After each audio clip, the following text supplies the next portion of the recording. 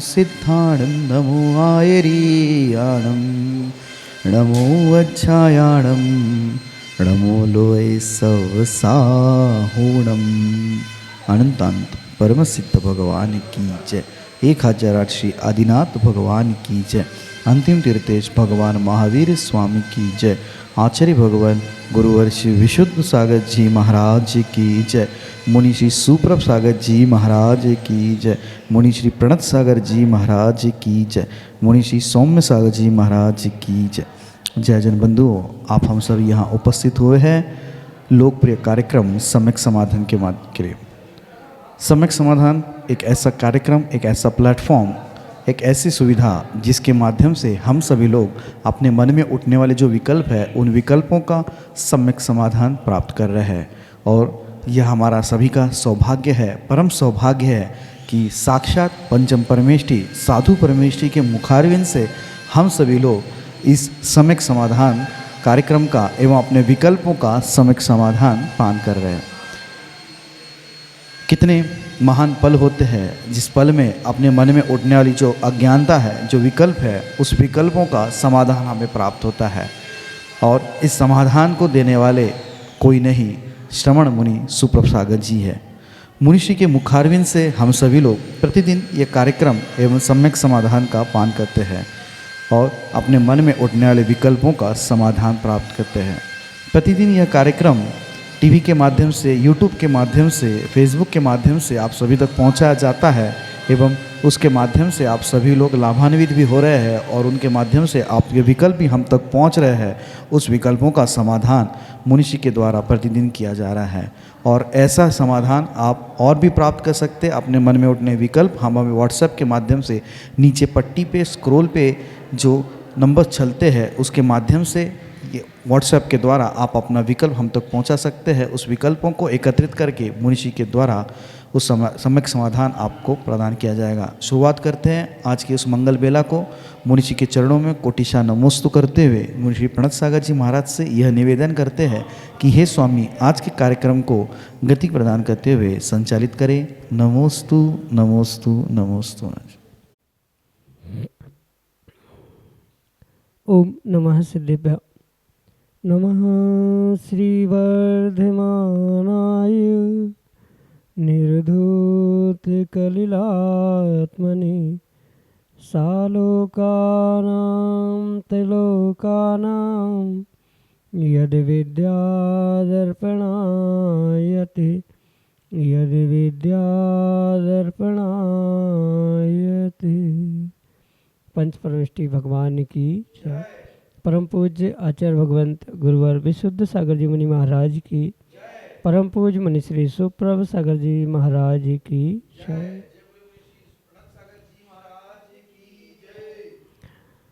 समीचीन विकल्पों का सम्यक समाधान, सम्यक ज्ञान की वह अनूठी विधा जिसके माध्यम से हम सभी प्रतिदिन अपने मन के उन अनेक समीचीन विकल्पों का सम्यक समाधान आगम के परिप्रेक्ष्य में परम पूज्य आचार्य भगवंत गुरुवर विशुद्ध सागर जी महाराज के मंगल सुभाषिष से, उन्हीं के सुयोग से परम पूज्य मुनि श्री सुप्रभ सागर जी महाराज के मुखारविंद से प्राप्त करते हैं। विकल्प कैसा हो, विकल्प सामान्य हो सकता है, विकल्प धार्मिक हो सकता है, विकल्प आध्यात्मिक हो सकता है, लेकिन जब उस विकल्प का हमें सम्यक समाधान प्राप्त होता है तो निश्चित ही वह हमारे मन के अंदर एक सुख और शांति की अनुभूति कराने वाला होता है और वही मन की सुख शांति आत्मा का वास्तविक स्वभाव है। ऐसे आत्म स्वभाव की प्राप्ति का वह एकमात्र कार्यकारी उपाय समीचीन विकल्पों का सम्यक समाधान, जो कि हम सभी प्रतिदिन प्राप्त करते हैं। प्रारंभ करते हैं आज का सम्यक समाधान और आज के पहले विकल्प के लिए तरुण कुमार जैन, सिवनी, मध्य प्रदेश से महाराज श्री के श्री चरणों में कोटि कोटि नमोस्तु निवेदित करते हुए अपना समीचीन विकल्प रख रहे हैं कि महाराज श्री, रावण जिसने माता सीता का अपहरण किया लेकिन उसने बिना उनकी इच्छा के हाथ भी नहीं लगाया, उनको उनके बुराई के प्रति अच्छाई के प्रतीक दशहरा के पर्व पर उसे जलाया जाता है। जबकि दुर्योधन और दुशासन जिन्होंने माता द्रौपदी को एक सती को अपमानित करने में कोई कसर नहीं छोड़ी, पर उन दोनों का बुराई के रूप में क्यों नहीं जलाया जाता। हमारे समीचीन विकल्प का सम्यक समाधान करने की अनुकंपा करें। नमोस्तु महाराज जी, नमोस्तु। ओम नमः सिद्धम। परम पूज्य आचार्य भगवान गुरुवर विशुद्ध सागर जी महाराज की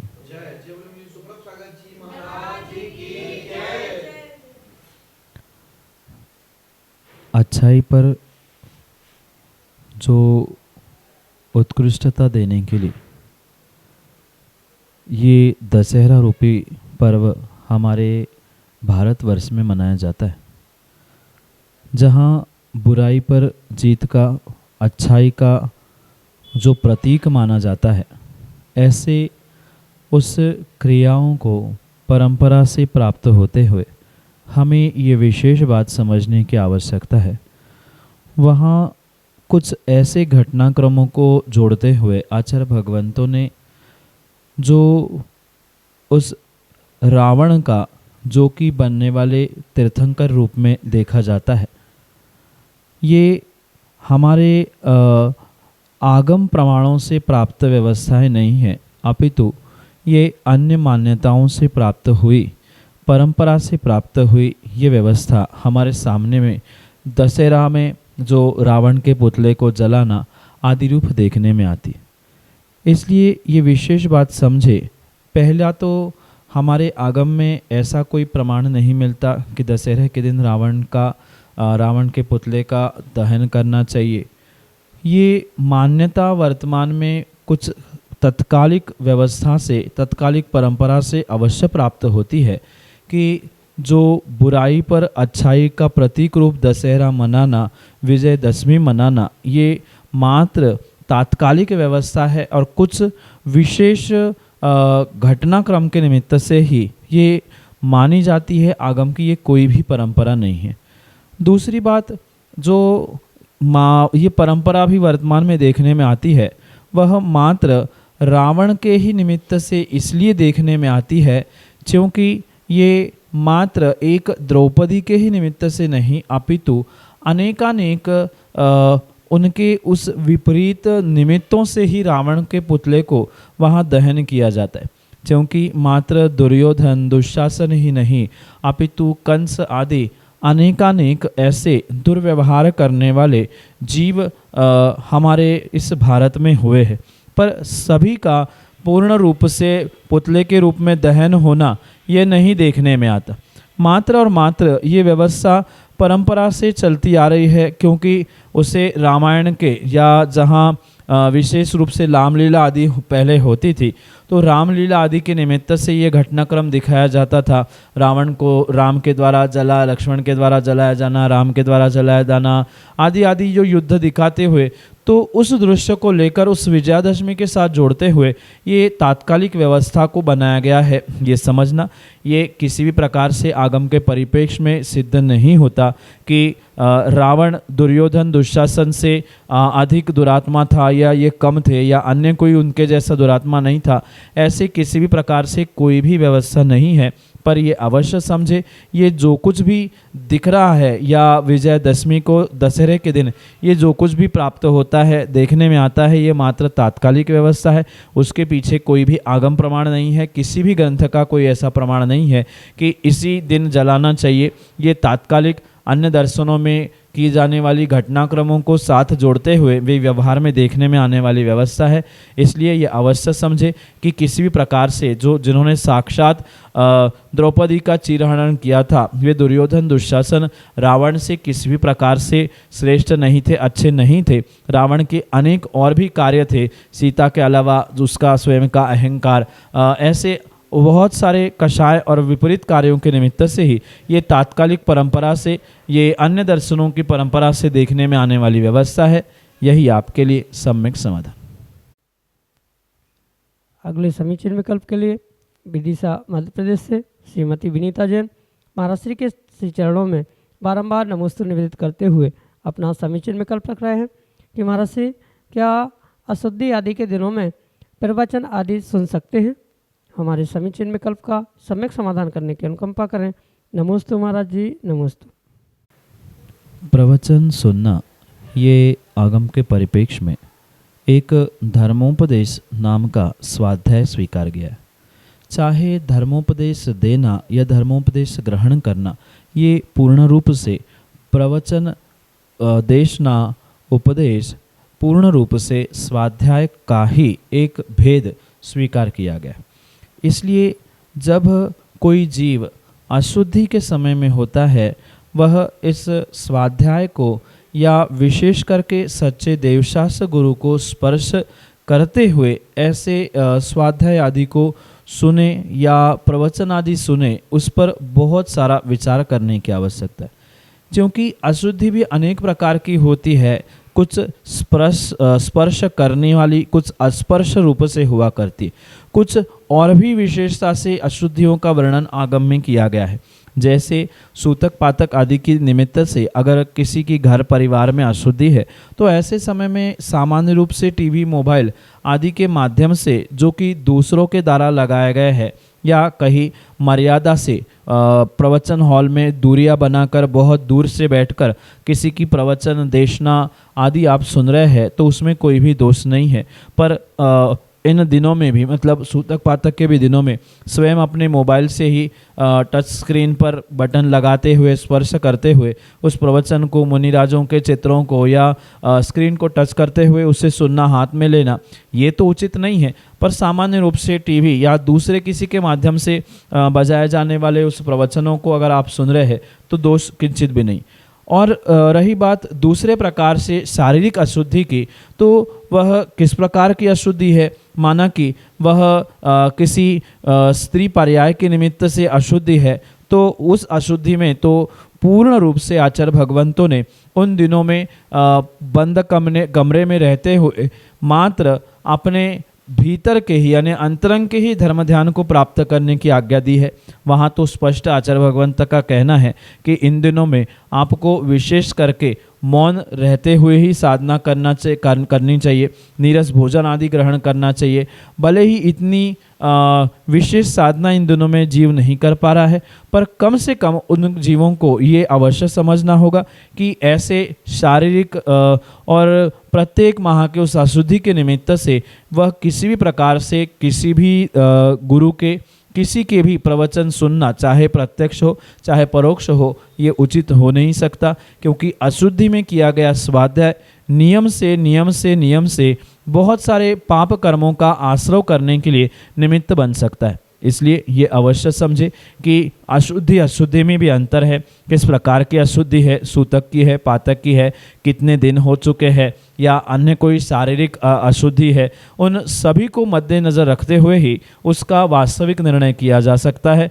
तो सामान्य रूप से सूतक पातक में दूर से, परोक्ष रूप से, मर्यादा से सुनने में दोष नहीं, पर शारीरिक अशुद्धि जो श्री पर्यायजन्य विशेषता से होती है, उस समय में किसी भी प्रकार से प्रवचन सुनना प्रत्यक्ष परोक्ष आदि रूप से उचित है ही नहीं। यही आपके लिए सम्यक समाधान।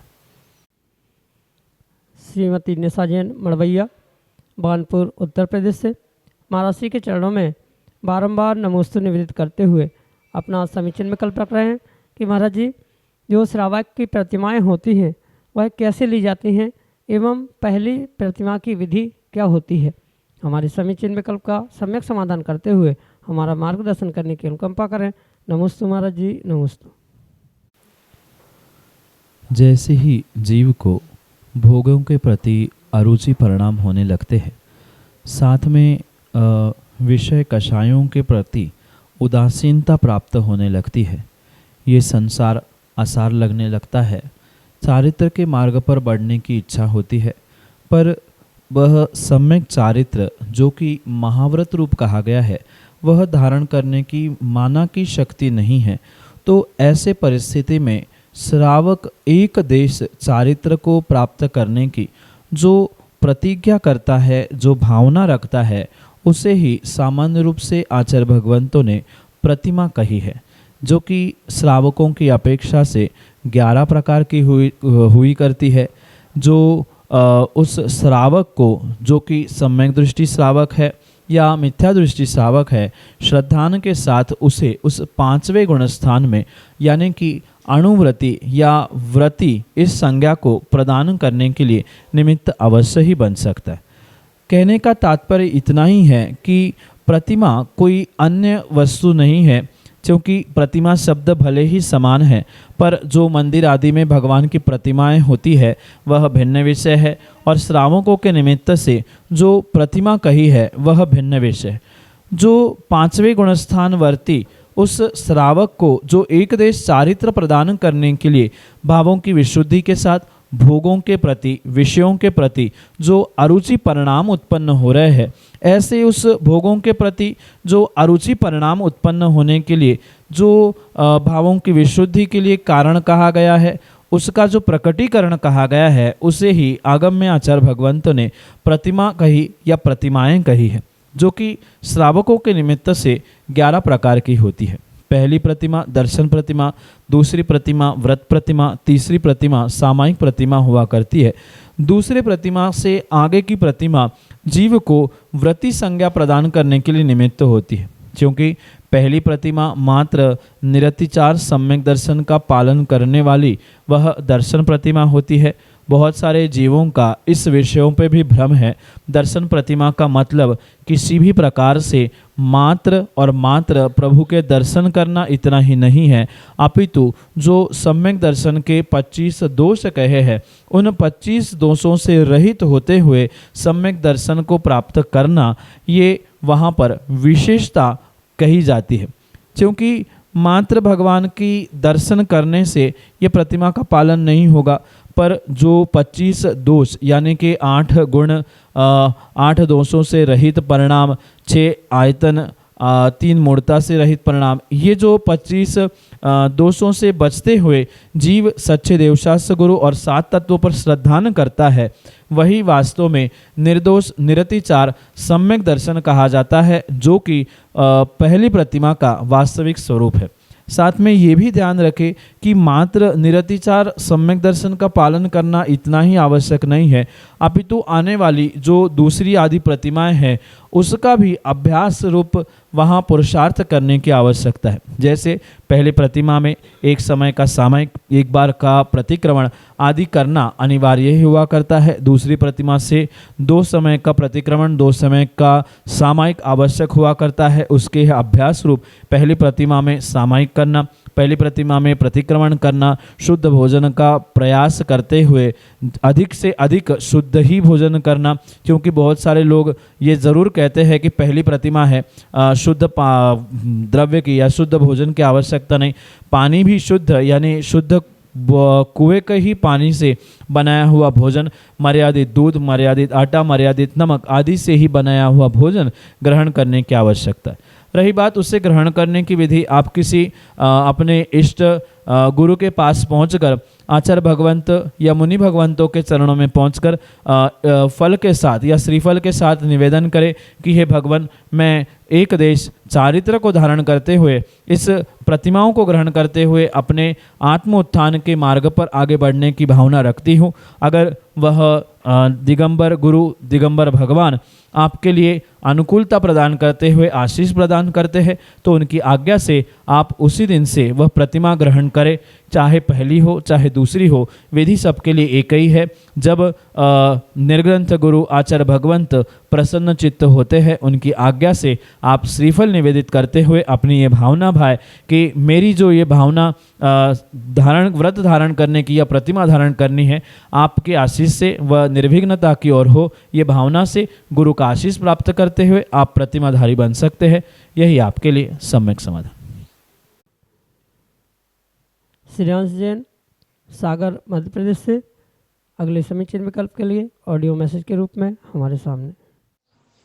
महाराज श्री, अगर सिद्ध शिला 45 लाख योजन की है और लवण समुद्र पर कोई जीव नहीं है, लवण समुद्र है, कालदधी समुद्र है, तो ये जगह आपकी सिद्ध शिला के ऊपर खाली होगी?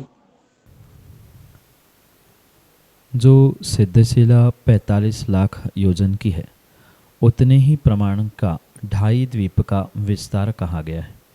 और ये भी परम सत्य है कि जो सिद्धशिला 45 लाख योजन की कही जाती है, वह पूर्ण रूप से ठसाठस सिद्धों से भरी हुई है। सिद्धशिला में किसी भी प्रकार से कोई 1 इंच 1 मिलीमीटर की भी जगह शेष नहीं है जहाँ सिद्ध भगवंत या उनका कोई भी अंश प्राप्त नहीं होता है, क्योंकि ये आगम प्रमाणों से अवश्य समझने की आवश्यकता है कि 45 लाख योजन का ही ढाई द्वीप है और बराबर 45 लाख योजन की ही वह सिद्ध शिला स्वीकार की जाती है। और ये भी आगम के परिप्रेक्ष्य में स्वीकार करना होगा कि जो भी जीव सिद्धत्व को प्राप्त करता है, मुक्त गति को प्राप्त करता है या मुक्त होता है, वह इशु गति से यानी सीधे जहाँ से उसने मुक्ति प्राप्त की है उस स्थान से सीधे सीधे सिद्ध शिला पर जाकर वह चिपक जाता है। किसी भी प्रकार से एकाध मीटर भी, एकाध मिलीमीटर भी इधर का उधर उनका स्थान नहीं होता।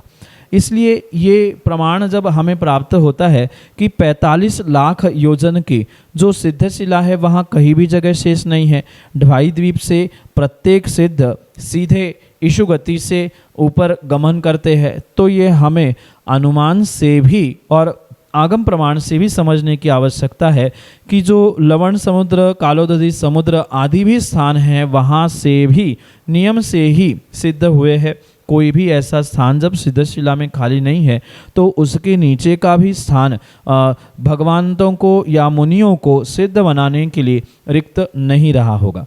पूरी की पूरी ढाई द्वीप की जो भूमि है, चाहे भूमि हो, चाहे जल हो, चाहे द्वीप हो, वे प्रत्येक स्थान से ढाई द्वीप के अंश अंश से सिद्ध बन चुके हैं अभी तक के काल में, क्योंकि जो अनंतानंत सिद्ध एक में अनेक होकर विराजमान हो चुके हैं वे इतने घनिष्ठता से अवगाहित है कि कोई भी स्थान शेष वहाँ है ही नहीं। इसलिए ये आगम प्रमाण से भी हम समझे, जो ढाई द्वीप में जो समुद्र का भाग हमें समझ में आता है, मतलब जितना लवण समुद्र और कालोदधी समुद्र का स्थान पानियों ने घेरा है वहाँ से भी मुनिराज सिद्धत्व को प्राप्त हुए हैं। पर उसके विषय में आचार्य भगवंतों ने जो प्रमाण देते हुए कहा है कि जो मुनिराज किसी भूमि पर, पर्वत पर या किसी जगह पर ध्यानस्थ थे और ध्यान साधना करते हुए कोई पूर्व जन्म का वैरी जो कि व्यंतर, भवनवासी आदि देवगति को प्राप्त हो चुका है, वह वहाँ पर पहुँचता है और उस मुनिराज को, उन मुनिराज को देखकर जाति स्मरण होने से वह वैर भाव को पुनः उद्घाटित करते हुए मुनिराज को उठाता है और लाकर किसी समुद्र में, किसी जल में फेंकने का प्रयास करता है। पर उस उपसर्ग के निमित्त से मुनिराजों की ऐसी भावों की विशुद्धि बनती है कि उन्होंने उस व्यंतर ने या उन देवों ने मुनिराज को जैसे ही अपने विमान से उस नदी में, समुद्र में या पानी में डालने का प्रयास किया, इतनी भावों की विशुद्धि बढ़ी कि वहीं से उन्होंने अपने उस 13वें 14वें गुणस्थान को प्राप्त करते हुए वहीं से वो मुक्त हो गए, ऐसा देखने में आता है। और ऐसा ही प्रमाण हमें आगम के परिप्रेक्ष्य में मिलता है। जितना भी लवण समुद्र, कालोदधी समुद्र का भाग है, स्थान है, पूर्ण रूप से उसके निमित्त से यही प्रमाण समझे, क्योंकि ये काल कोई अल्प नहीं है। अभी तक का जो अनंत काल बीत चुका है, उस अनंत काल में ऐसे कई सारी घटनाएं घटित हुई है। जैसे किन्हीं मुनिराजों के बारे में आपने सुना होगा कि उनको नौका में बैठे बैठे ही केवल ज्ञान हुआ, तो ऐसा भी हो सकता है। तो यह आगम प्रमाण से हमें यह समझना होगा कि पूर्व जन्म का कोई वैरी उन मुनिराजों को उठा के समुद्र में फेंकता है और उसी समय में भावों की ऐसी विशुद्धि बनती है, वह भीतर में जो शुक्ल ध्यान की विशुद्धि और भावों की विशुद्धि के निमित्त से गुणस्थान चढ़ते हुए वही जीव उसी स्थान से, मतलब पानी में गिरने से पूर्व ही वह अपने आप को मुक्त कर लेते हैं, शरीर वही रह जाता है और आत्मा वही से सिद्धालय की ओर गमन करती है। तो वहाँ सभी प्रमाणों से हमें अवश्य समझना होगा, जो सीधा वहाँ से मुक्ति को प्राप्त होगा वो पर सीधे उसी स्थान पर पहुंचेगा। जब सिद्धशिला में कोई स्थान खाली नहीं है तो ये आगम प्रमाण से हमें इन बातों को स्वीकार करना होगा, जो कि सत्यता आपके लिए सम्यक समाधान से। और अगले समीचीन विकल्प के लिए हमारे सामने है शुभम जैन, सरकनपुर, मध्य प्रदेश से। नमस्ते महाराज जी। नमस्ते। मैं काफ़ी दिन से मैं परेशान सा चल रहा हूँ, तो मेरा क्वेश्चन ये है कि कोई भी काम करने के लिए निर्णय कैसे लिया जाए, उसके लिए समाधान करें। नमस्ते महाराज जी। किसी भी कार्य की सिद्धि के लिए व्यक्ति को सबसे पहले अपने मन को, अपने संकल्प को दृढ़ करने की आवश्यकता है। जब तक हम अपने मन से स्वयं का निर्णय नहीं कर पाएंगे, तब तक किसी भी प्रकार से हम किसी भी लौकिक हो, चाहे पारलौकिक हो, चाहे धार्मिक हो, किसी भी विषय में किसी निर्णय तक नहीं पहुंच सकते। क्योंकि बाहर का व्यक्ति आपको सलाह दे सकता है, जानकारी दे सकता है, मार्गदर्शन कर सकता है, इतना ही नहीं प्रेरणा देते हुए मदद भी कर सकता, पर क्या करना क्या नहीं करना, किस प्रकार से करना है, ये तो निर्णय स्वयं का स्वयं से ही आपको करना होगा। क्योंकि आपका इंटरेस्ट क्या है, आप किस में रुचि रखते हो, आपको किस में आनंद आता है, ये तो स्वयं आप ही जानते हैं। क्योंकि दूसरे की बात किसी भी प्रकार से थोपी तो जा सकती है। माना कि किसी ने किसी क्षेत्र में उन्नति कर ली और आपने उसकी देखा सीखी कर ली, किसी ने कुछ कह दिया, उसके हिसाब से आप चलने लगे, तो भविष्य में ये होगा कि कुछ कारणों से आपका उसमें मन नहीं लगा, तो आप हमेशा उस व्यक्ति को कोसोगे, उसने कहा था इसलिए हो गया, उन्होंने ज़बरदस्ती हमसे करवाया। इसलिए एक कभी ना कभी आप अपने स्वयं का विवेक जागृत करते हुए पहले स्वयं के मन से पूछो कि भाई हमें करना क्या है, हमें वास्तव में व्यापार करना है, नौकरी करना है, या किसी अन्य धर्म मार्ग पे निकलना है। जो भी निर्णय हमें करना है, सबसे पहले हमें अपने विवेक से निर्णय करना, फिर अपने जो घर में रहने वाले बुजुर्ग हैं, माता पिता है, उनसे निर्णय करें कि ऐसा ऐसा मेरा विचार हो रहा है। और मात्र विचार करने से काम नहीं होगा, उसके विषय में आपको कभी ना कभी कदम भी उठाने की आवश्यकता है। क्योंकि अक्सर यही होता है कि व्यक्ति 2-3 महीने तो एक विषय को लेकर अपना मन बना लाता है कि नहीं हमें ये करना है, और जब तक काम करने का समय आता है या सोचते सोचते भी पता चल जाता है कि 6 महीने ऐसे निकल गए तो हम कुछ नहीं कर पाए।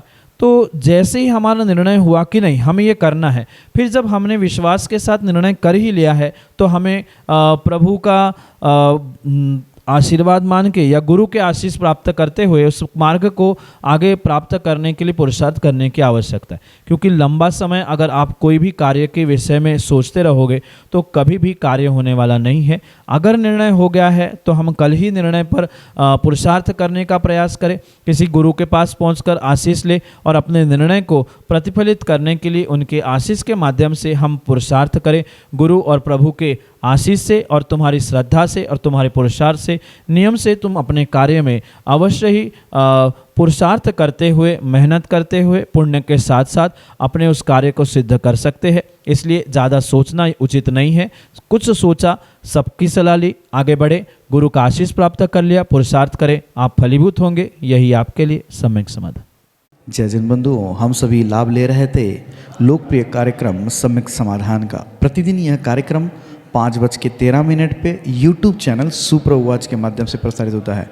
मुंशी सुप्रभ सागर जी का नाम सुप्रभ, वाणी का पर्यायवाची नाम उवाच, सुप्रभ उवाच, यस यूट्यूब चैनल के माध्यम से मुनिश्री के प्रवचन एवं ये सम्यक समाधान प्रतिदिन प्रसारित होता है। आप सभी लोग चैनल को सब्सक्राइब करें एवं बेल आइकन को जरूर दबाएं ताकि नोटिफिकेशन के द्वारा आप सब चीज़ों को अप टू डेट रह सकते हो।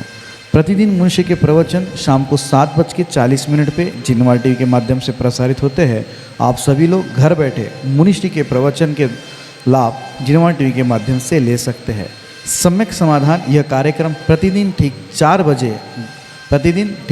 बजे अपने आदिना टीवी चैनल के माध्यम से प्रसारित होता है। एक नया टीवी चैनल आदिना टीवी चैनल, जिसके माध्यम से यह सम्यक समाधान का प्रसारण ठीक 4 बजे होता है। आप सभी लोग घर बैठे टीवी के माध्यम से भी इस कार्यक्रम का लाभ लेते हुए अपने मन के उठने वाले विकल्पों का सम्यक समाधान प्राप्त कर सकते हैं। 8707548811 यह हमारा व्हाट्सएप का नंबर है। आप इस व्हाट्सएप के नंबर पे अपने विकल्प भेज सकते हैं एवं इस विकल्पों को एकत्रित करके मुनिश्री तक पहुंचाया जाएगा और मुनिश्री के मुखारविंद से हम सभी लोग उसका सम्यक समाधान प्राप्त करेंगे। अगर आप व्हाट्सएप से टाइप नहीं कर सकते हो तो एक कागज़ पेन पे अपना नाम, अपने शहर का नाम, अपना विकल्प लिख के उसकी फ़ोटो खींच के आप हमें व्हाट्सएप कर सकते हैं एवं उस फ़ोटो को व्हाट्सएप के द्वारा हम तक पहुंचा दें एवं उसके माध्यम से आप अपने विकल्प हम तक पहुंचा सकते हो। samyak.samadhan@gmail.com यह हमारी ईमेल की आईडी है। अगर आप ईमेल के माध्यम से आप अपने विकल्प भेजना चाहते हो, अपने ईमेल के माध्यम से अगर आप ज़्यादा उसको अपने विकल्पों को हम तक पहुंचाना चाहते हो, तो हम अपने विकल्पों को आप जीमेल के माध्यम से samyak.samadhan@gmail.com इसके माध्यम से आप आपके विकल्प हमारे तक पहुंचा सकते हो। प्रतिदिन मुनीषी के प्रवचन 2:30 पे आदिनाथ टीवी चैनल के माध्यम से भी प्रसारित होते हैं। आप सभी लोग आदिनाथ टीवी चैनल के माध्यम से भी मुनीषी के प्रवचन का लाभ ले सकते हैं। आज के लिए इतना ही। ऐसे ही नाविन्यपूर्ण विकल्पों के साथ हम आप तक पहुंचते रहेंगे। तब तक आप देखते रहे सुप्रभुवाच। आप सभी को जय जिनेंद्र मुनीषी के चरणों में कोटिशा नमोस्तु नमोस्तु नमोस्तु।